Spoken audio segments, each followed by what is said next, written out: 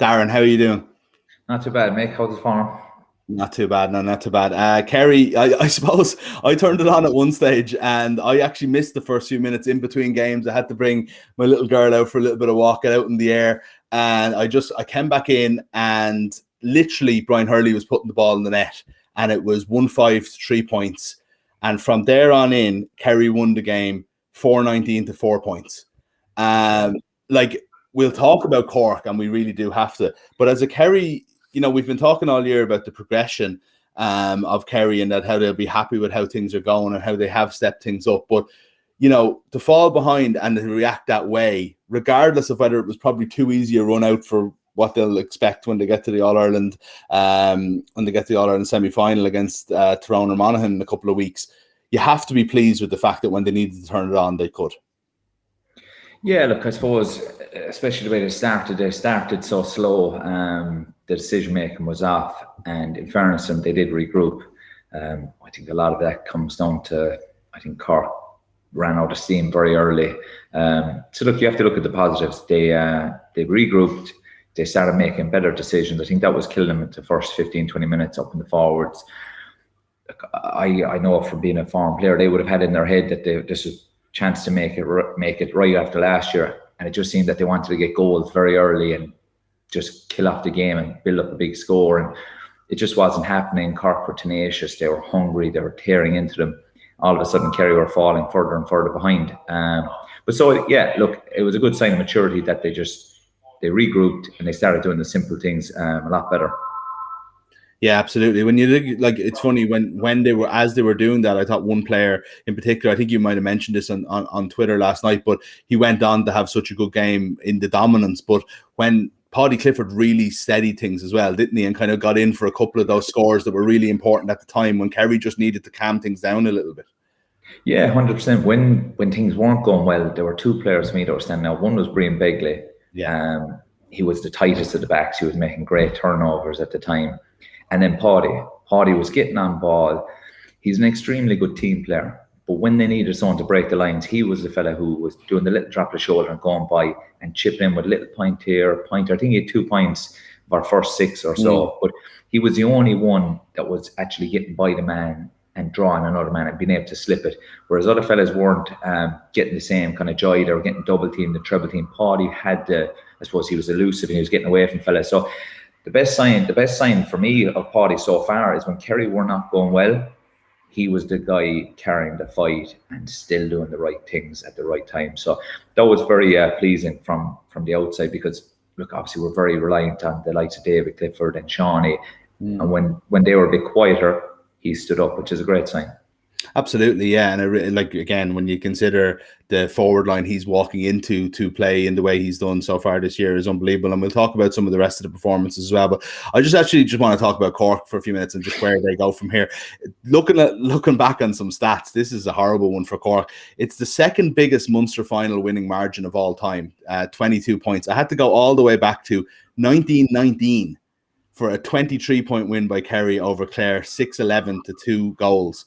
I also found one in 1931 was a 21-point win for Kerry, 5-8 to 6 to 2 points against Tip. So that's kind of the eras we're talking about when there was more goals than points and so on and so forth.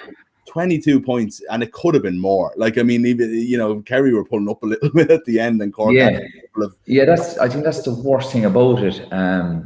Like I said it to you last week, I said I can't see anything. I think Kerry will win comfortably, and I was fairly vocal about it down here in Ross Point the last couple of weeks because we have a big Cork contingent. I was there, look, I just can't see anything other than a big Kerry win, but it's just no good. It's no good for Kerry, it's no good for Cork. All I was getting done yesterday was, sure, we're a hurling county, but they're not doing the business at hurling either. So I think they need a big regroup. They need to overhaul the whole thing because it's just not right. Look, it was great to win, but you get no enjoyment in that. Like, geez, I look back to the games I was involved in with Cork. They were battles. Them battles are gone. The only bit of a battle we got yesterday was 15 minutes, and then it just died out. They're getting underage success, under 20s and minors recently. Look, Keith Ricken's doing great work underage there, and a few more of them. But I genuinely think they need a total clear out. because a county that size that are underperforming so badly, it's just like it's no good to anyone. Like, not only from a Kerry point of view, let's say from a Dublin winning All Ireland, we all need a competitive Cork. They're a huge county. They've very good footballers there, but there's something not right. And obviously, when you're on the outside looking in, you'll never know the full extent of it. But no, look, that game's no good to nobody. Sure, what good is that to the Cork lads? No good to the Kerry lads either. And it's no good to the people watching on TV. So, yeah, I think they need to wipe the slate clean over the winter, start from scratch. There's a good few lads in the panel that have been there knocking around for a while, and they're in, they're out, they're in, they're out. And do you know what? Their mindset against Kerry can't be good. So I think you need to clear out that mindset, bring in the younger generation now, and just start from scratch. It'll take a couple of years. I see a lot of other counties, Limerick are a prime example, who are starting to do that. And you're starting to see results. It's not going to happen next year or the year after. This could be a 4 or 5 year project, maybe more. But the way they're going, it's not going to get any better anytime soon. Yeah, so you see that as more than a bad day at the office, that this is a systematic thing in Cork, that they're just not bringing through the players that they might have been 15 years ago or certainly 30 years ago. Yeah, like that. I could even see yesterday, and it's easy to sort of told them when you're getting hammered, but the first 15, 20 minutes, they were all aggression, all intensity. And as soon as Kerry started getting back and wheeling back in, that aggression, that intensity just disappeared. They started like lions, they finished like pussycats. That's along the short of it. No matter, Kerry were in third gear. Like, I came back to the bar after, and people were asking me how was the game. Well, Kerry very impressive, and I said they were okay. They were good, but they weren't overly impressive. It was Cork were that bad. As soon as the heat came on and Kerry started moving the ball a bit quicker, making the right decisions, that bit of fight and that bit of aggression that Cork started with, maybe it was the heat, I don't know, but it just died out. And it was like, do you know what? You don't want to see that kind of thing happen to any team. We saw it recently with Mayo and Leitrim, and we talked about it's no good for any team. It definitely shouldn't be happening with Kerry and Cork. Yeah. So they need to sort it, because like that, like I said, I've been told they're a hurling county, but not winning in hurling either. Yeah. Well, they definitely need, like, Cork has enough football clubs and enough football tradition to not describe itself as one or another, and we certainly can't lose them from the top table of football. There isn't enough big counties out there to have a chance of competing, is there? No, that's the thing, like, and that's why I'm saying, like, obviously from a Kerry point of view, we need them, but football needs a strong competitive Cork. Like, if you look at all the teams, we're not going back that far. Like 10 years ago, they won All Ireland. Yeah. Possibly with that team, maybe they should have won a few more. I think that'd be the argument with that group of players. They probably feel that they could have won a couple more. But they were thereabouts. They were there and thereabouts. They were in the conversation. They were in the equation. They're not in anyone's equation at the moment. And do you know what? As a former player, as a Kerry fan, you don't actually get any enjoyment in saying that. Because I know a few of the Cork lads now, you get to know them over time, and you know, they'd never give you an easy ride. They'd never stop hitting and pulling and dragging at you, no matter how the game was going. And yeah, I think they need to just restart. There's no explaining it, I don't think. They just need to start from scratch. Okay. Well, let's go back to Kerry then for a second, because there, you know, when we're talking in championship and maybe a team, Armagh might be, for an example, say, of, like, you know, that they're living with a team, they're playing very well, but ultimately playing Division 2 or Division 3 football costs them in the long run. They're not used to that standard. They're not used to it. If I was a Kerry fan, I'd be slightly worried about the fact that you're coming up against a Tyrone or Monaghan who are going to come through an absolutely ferocious Ulster Championship, really high quality, and not the old style ferocious where they all just beat the shit out of each other. This is like high quality games of, like, really good football. And they're going to come in without a week off as well, you know, and come in and play Kerry in Croke Park, where Kerry have cast aside three teams, really. You know, now not often Kerry have 3 games, and if anybody's used to it, it will be Kerry as well, you know, like getting to this age. But, you know, we've had the Super 8s, we've had at least quarterfinals in recent years. This is old school. And would you be worried that Kerry won't be kind of up to the pace of it, no matter how good they are? You'd have to be worried. Personally, I think this Kerry team is good enough to beat both Monaghan and Tyrone. But like you said, they will be battle hardened from the Ulster Championship, and the Ulster Championship this year has been outstanding. Both teams are free scoring as well, but they're very tenacious in the back. They're very aggressive, and their aggression and intensity will last for more than 15 minutes. And then it's a case of how do Kerry regroup when this intensity doesn't die off after 15 minutes. So you would have to be worried because they've had no test. I've a lot of confidence in this Kerry group. I think they're growing up nicely. They're maturing really nicely as a team. They seem to be very united. I think there's a good mentality amongst the players inside there. But you would be a bit wary. Monaghan are coming in decent form. Tyrone have been very good attacking wise this year. I still think they're very open at the back, where I think Kerry will get joy. But Tyrone especially Tyrone, are one team that if you wanted to get intense and aggressive for 17 minutes, they will make it. They will make it a war for you. They will make every ball a nightmare to win. And Kerry haven't had that yet. So that's going to be the test that they're mentally going to have to get ready for. Physically, Kerry look very good. They look very fit. They look very strong. They look powerful. Mentally, will they be able to cope with that intensity and aggression for a sustained period of more than 15, 20 minutes off a team that are a couple of levels below them? Because at the moment, that's what Cork are. So now they're going to be coming up against a team with the same level of fitness and intensity, but a lot more aggression. Yeah. Now they found like they'll have used it was a weird league, so it was almost like Kerry had to use the Munster Championship to kind of solidify their team. But they have found one or two. Like it was a really, really good performance from Breen yesterday, as well as, you know, we talked about Paddy Clifford. That's adding on to what's already a very, very good team. Have you any worries about any particular places? Like fullback is definitely still a concern, isn't it? You have to say after the first 20 minutes yesterday. 100%. Look, I think the same issues were glaringly obvious. Teams are running through us that bit too easily. For Brian Hurley's goal, look, Jason Foley's been outstanding this year, but for the first 20 minutes, he could have been whipped off. He just couldn't come to grips with Brian. He let Brian go past him. He went straight in a goal, fairly easy, got a couple of handy scores. So the same issues are there with Kerry. I don't see there being any changes to the back line, if I'm being honest. I think Brian Begley has come on leaps and bounds again this year. When he joined the panel first, he was a nightmare in training. He was constantly bound up getting goals of that. And I suppose over the last couple of years, he kind of stagnated a bit. Maybe a couple of injuries, lost confidence. But this year, he's got a sustained run in the team. He looks comfortable.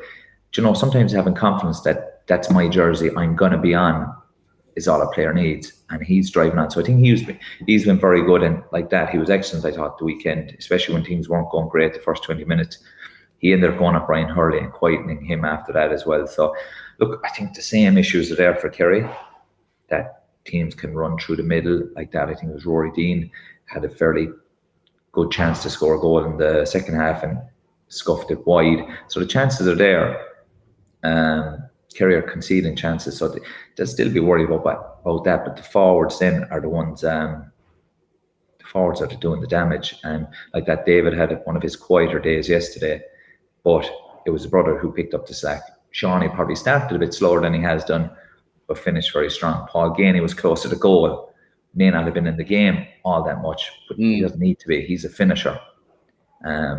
So look, there was a lot of positives, but it's the same issues. We didn't learn a whole pile about Kerry, to be honest, after that game. Yeah, which is a pity, as we've already talked about with Cork. What about Mayo? Did we learn much from them? It's like their second half performance, like you expected Mayo after all these years, this is what they do. They'll come back into this game, but they were playing so poorly, abject really the first half, and then they just blitzed Galway in a kind of a, you know, in a way I don't think we were expected to see Galway offensively and all, especially kind of collapse in the way that they did, and they just could not get control of the ball. They couldn't score, and Mayo kind of, without doing anything amazing, had the game kind of won. You know, I know it took Ruan's goal to kind of wrap it up fully in the end. There was only 2 points at that stage, but you never felt Galway were getting back into that game once Mayo took the lead. Do you know, I think when the second half started, I think it became a game of a bit of grit and a bit of heart and a bit of effort, just a bit of fight. And to be honest, if it comes down to that, I'm picking Mayo any day of the week over Galway. Galway, very good footballers, nice team, but it's either for a half or one game, and they're just Jekyll and Hyde. And all of a sudden, that game became a bit of a fight, and you could just see that Mayo had the bit between their teeth, and Galway disappeared. And to be honest, it wasn't that surprising. Once Mayo kind of upped the pace again, Galway disappeared. Simple as. They just don't seem to be able to get the bit between their teeth and go at it like that. Shane Walsh and Damien Comer, two of the better players. They're known as two of the top players in the country. Big reputations, and I don't like picking anyone out. They're very good in the first half. Didn't see them in the second half. And that happens too often with them. Yeah. Is there someone there to take the slack when it's not happening? Didn't have for David Clifford. Paddy took the mantle, so they don't seem to have that. And like that, Mayo have evolved brilliantly under the radar. They're missing one of their best players, Cillian O'Connor. I know Diarmuid O'Connor was back yesterday, but O'Donoghue and Conroy are doing the business inside. The second half, they used Aidan O'Shea properly as a target man. And one thing that was evident again, Mayo are the best tacklers in the game. And Aidan O'Shea is the best tackler in the country. I think they used him really well in the second half. They look like they have an awful lot of energy. They have a bit of zip about them. And they're all willing and able. And a bit like a few of the younger Kerry lads, they've got their chance in the Mayo jersey, and they're growing in confidence slowly. And they've come under the radar, which is unusual for Mayo. So normally there's more hype. So like they're going to be buzzing with the way they're going. And look, they will have learned an awful lot of lessons over the last few years, but their game hasn't changed much. It's just a changing of personnel, and there's probably younger, zippier legs in there, and sometimes that bit of enthusiasm can drive you on. So look, I suppose everyone's going to fancy Dublin to win and kick into gear this week coming, but I think if you're from Mayo, you'd rather be playing Dublin in a semi-final than final. So look, I'm not going to throw out any predictions because we don't know what's going to happen in the Leinster final, but I think Mayo will be very happy with how they're progressing. The second half, a bit like Kerry, they'll be very happy with the maturity of the team to be able to put the first half side and kick on. But at the same time, against a better team, Galway should have been further ahead at half time. And if they were further ahead, there was game over, ball burst. So look, I think that's the thing. Mayo will come out of it delighted with the second half, but knowing we have an awful lot to work on. The Mayo evolution you're talking about, and the fact that it has been a quiet evolution / revolution. Like, I'm just looking through their starting 15 yesterday, maybe, and maybe Kevin McLaughlin coming on at half time as well. You have Henley, Keegan, Diarmuid O'Connor, Aidan O'Shea, Paddy Durkin, and McLaughlin as the only guys who are kind of there since the 16, 17. Like, that's not that long though. That team that probably should have won one of those All-Ireland finals at least. That's really only 4 years ago. There's a huge amount of new blood in this team. And I think it's a credit to Horan that, as you said, they kind of still play the same way. You still think they're Mayo. And they're a very different team. Like, they are, like, and it's amazing. They had some seriously loyal, brilliant servants, but there's a lot of heartache in them years as well. Like, and that can drain you a small bit. And it is heavy metal football they play. And 4, 5, 6 years of playing that, I used to call it kamikaze football, because they'd run at you from everywhere and it seemed to be no shape nor make to it at times, but it suited them. But after a while, you lose that bit of zip, or your energy goes, or something that you were doing 100%, you drop down to 95%. So sometimes just a couple of switches of positions, it just reinvigorates the team. And that seems to what happens. They have an awful lot of movement up in the forwards at the moment. I don't know who they are, and Conroy, as we we're saying, and they're just moving around the place. And my big thing is if they can find a set position for Aidan and a way of playing that suits them. Now, the second half, they were way more direct. If they can find a way like that for Aidan, they'll go a long way. Because I genuinely don't think there's anyone that can, if Aidan gets the right ball in the right areas, that will mark him. And he's an intelligent footballer. It's not about Aidan going out kicking 1-5 or 1-6. He mightn't even kick the ball. But what he does when the opposition have the ball, and when he can just get ball and pick out passes, he'll do damage. Yeah, and he was out the field way more in the first half and probably left a little bit stranded, I suppose. But as soon as right before half time, he caught the ball inside and you're sort of thinking that's the ball, isn't it? Like he Well, that's it. And he had no support that time. Yeah. So a lot of that is it's repeat, repetition, that the boys that are there going, right, that's going into Aidan, he's going to win it. Right, if I'm going to score, I need to get off him. And when you know a pass is going to be made, you will automatically run. Like, you start building up these relationships that, right, certain area of the field, that's going into Aidan, right, I know where he's going to win it, I'm going to go. And that'll come in time, but they need to stick with that way of playing. And sometimes that means you need to stick Aidan into a certain area of the field where you're not bringing him in and out too often. Like yesterday in the first half was not a day for Aidan to be out around the middle. It was too hot. It was going to be like most championship games at the start. They start very all over shop. It's fast paced, it's frenetic. In that heat, it was never going to suit Aidan. Yeah. What do you do if you're Galway then before we leave this match? Because like you look at them on paper constantly, you think like some of these young lads coming through, like the Kellys, like Tierney's. You've got Damien Comer, you've got Shane Walsh, you've got Paul Conroy, all really, really good footballers. Kieran Malloy, all these guys. On paper, it's such a good team. Then sometimes they play like such a good team, and the potential that's there. And maybe like they'd have someone like Ian Burke coming back next year, hopefully, or something like that. What can change to stop that being them being maybe when the chips were down against Monaghan in the relegation final, they were a 65-minute team who didn't hold on for that 5 minutes after dominating the game, and then yesterday 35-minute team, brilliant for a while. Chips are down, Mayo come back at them, they wilt. They're a young team, but something has to change there, doesn't it, for them to kind of get over that? Yeah, I think you probably hit the nail on the head unknowingly there. You're like, nice players, nice team. You need a couple of not nice fellas inside there. And,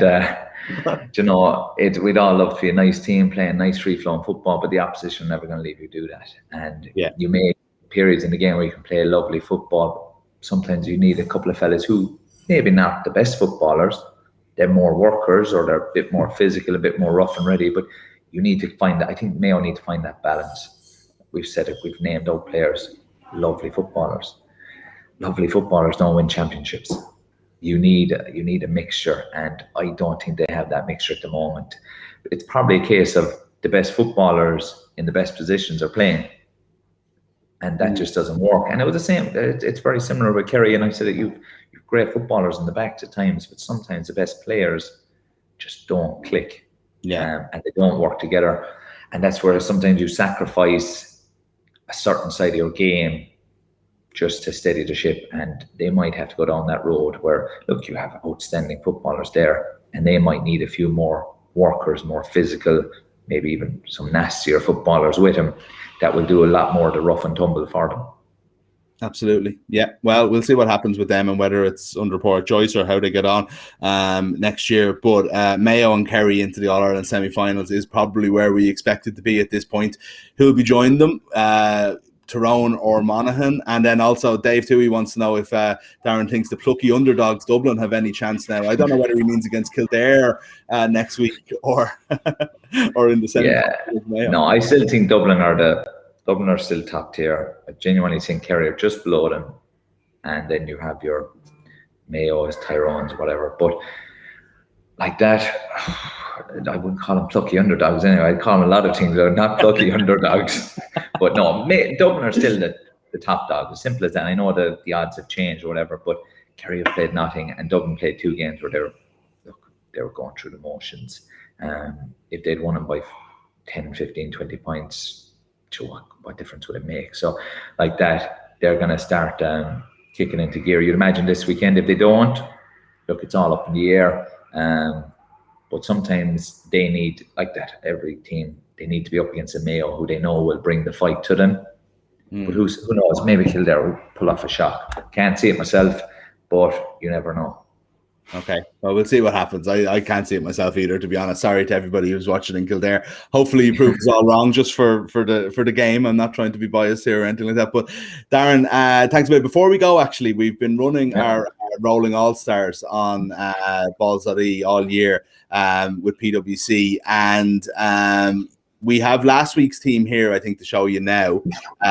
This is last week's football team, or who we ended up with. We're going to be picking this later on in the week, and we'll be putting it out on our social channels. But if you were to have one veto or someone to keep in or to put in from what we have here, so we'll be able to see the team now. That's how we ended up last week. So we've got Rian O'Neill in midfield, Matthew Tierney, and you can see it there, a couple of dubs. Only 2 Kerry lads in, but Sean O'Shea and Paddy Clifford, arguably the 2 top performers of the weekend as well.